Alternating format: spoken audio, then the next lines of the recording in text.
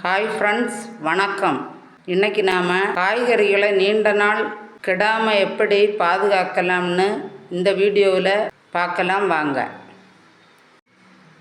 அதுக்கு முதல்ல காய்கறிகளை சந்தையிலேருந்து வாங்கிட்டு வந்த உடனே ஒவ்வொரு காய்கறிகளையும் பைப்பில் காட்டி நன்றாக மண்ணெல்லாம் போக கழுவி தனித்தனியாக ஒரு வெள்ளை துணியிலையோ அல்லது பேப்பர்லேயோ விரித்து காய வைக்கணும்.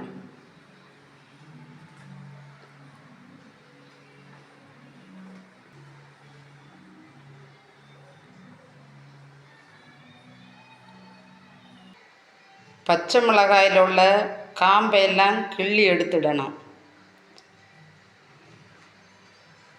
அதுபோல் கொத்தமல்லி தழையில் உள்ள அழுகுன இலையெல்லாம் தனியாக பிரித்து எடுத்துடணும்.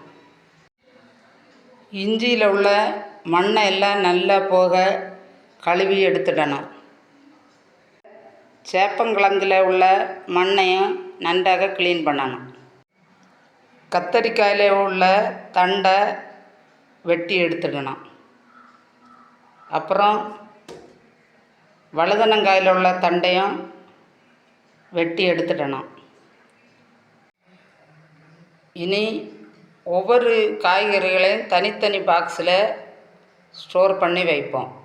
முதல்ல கொத்தமல்லி தழையை ஒரு பெரிய நீள பாக்ஸில் இப்படி ஸ்டோர் பண்ணுவோம்.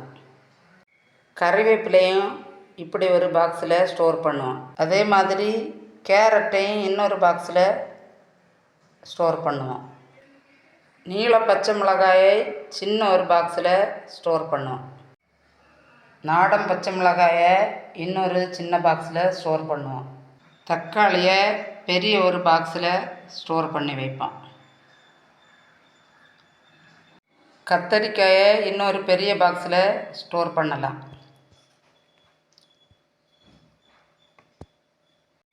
அதே பாக்ஸில் சீனி அவரைக்காயும் போட்டு வைக்கலாம். எலுமிச்சம்பழத்தை ஒரு தட்டையான ரவுண்டு பாக்ஸில் ஸ்டோர் பண்ணி வைக்கிறேன். புடலங்காயை ரெண்டாக கட் பண்ணி ஒரு நீள ஸ்டோரேஜ் பாக்ஸில் ஸ்டோர் பண்ணுறேன். இந்த பாக்ஸானது சுமார் 24 வருஷத்துக்கு முன்னாடி ஹார்லிக்ஸ் வாங்கும்போது ஃப்ரீயாக கிடச்சதாகும்.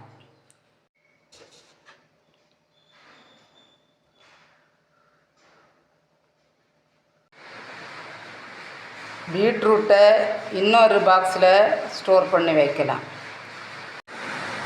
இஞ்சியை இன்னொரு சின்ன பாக்ஸில் வைக்கலாம். இந்த பாக்ஸும் பழைய ஃப்ரிட்ஜு வாங்கும்போது கூட கிடைத்த பாக்ஸ் ஆகும். வெண்டைக்காய்களை நீள ஒரு பாக்ஸில் ஸ்டோர் பண்ணலாம்.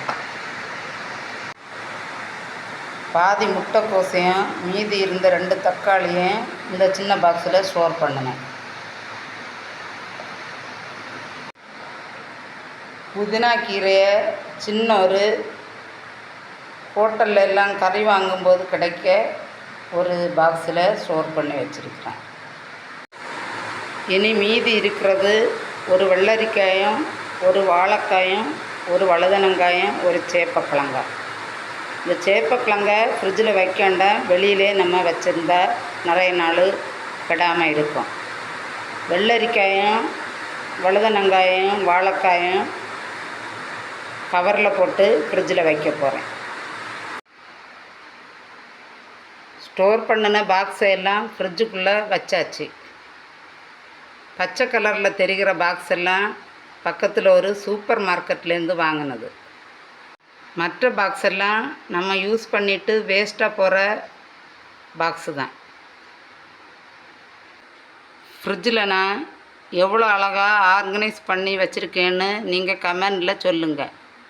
பாட்டில்ஸில் எல்லாம் நான் வறுத்து சமையல் பொடிகளெல்லாம் ஃப்ரிட்ஜில் தான் ஸ்டோர் பண்ணுவேன். நிறைய 1/4 கிலோ, அரை கிலோ, 1 கிலோன்னு மசாலா பொடிகளெல்லாம் நானே தயார் பண்ணி ஸ்டோர் பண்ணி வைப்பேன். ஃப்ரிட்ஜில் வச்சா நீண்ட நாள் கெடாமல் இருக்கையில் அதனால் நான் ஃப்ரிட்ஜில் இடம் இருந்தால் ஃப்ரிட்ஜிலே ஸ்டோர் பண்ணிடுவேன். நான் ஆர்கனைஸ்டாக வச்சுருக்கிறதுனால எனக்கு ஃப்ரிட்ஜில் நிறைய இடம் தாராளமாக திகையுது. இந்த இடத்துல வந்து நான் மாவு வந்து அரைச்சா வச்சுருவேன். இன்றைக்கி தான் இனி மாவு அரைத்து வைக்க போகிறேன். இதில் வந்து கொஞ்சம் நட்ஸ் வகைகளெல்லாம் வச்சுருக்கேன். இந்த பாக்ஸில் தேங்காயை ஒரு கவரில் வச்சுருக்கேன்.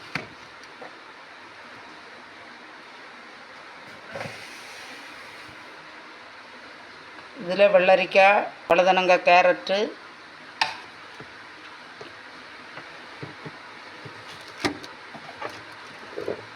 இது லெமனு, இது மீதி இருந்த தக்காளி ஒரு பாக்ஸில் போட்டு வச்சுருக்கேன்.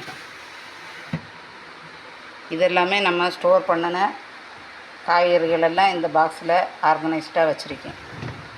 அப்புறம் டோரில்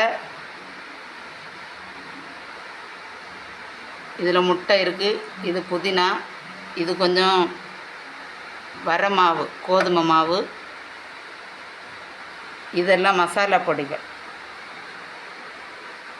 இது மிளகாய் வத்தல், இது காஷ்மீரி வத்தல், இது மசாலாக்கள். அவ்வளோதான் ஃப்ரெண்ட்ஸ். எப்படி இருக்குன்னு உங்கள் ஃபீட்பேக்கை தெரியப்படுத்துங்க. நம்ம குமரி தென்றல் விளாக்ஸ் சேனலை லைக் பண்ணுங்கள், ஷேர் பண்ணுங்கள், சப்ஸ்கிரைப் பண்ணுங்கள். நீங்கள் சப்ஸ்கிரைப் பண்ணாமலே பார்க்குறீங்க. அப்படி பண்ணிட்டு பார்த்தா தான் நாங்கள் போடுற வீடியோக்களெல்லாம் உங்கள் மொபைலுக்கு உடனுக்குடன் வந்து சேரும். தேங்க்யூ.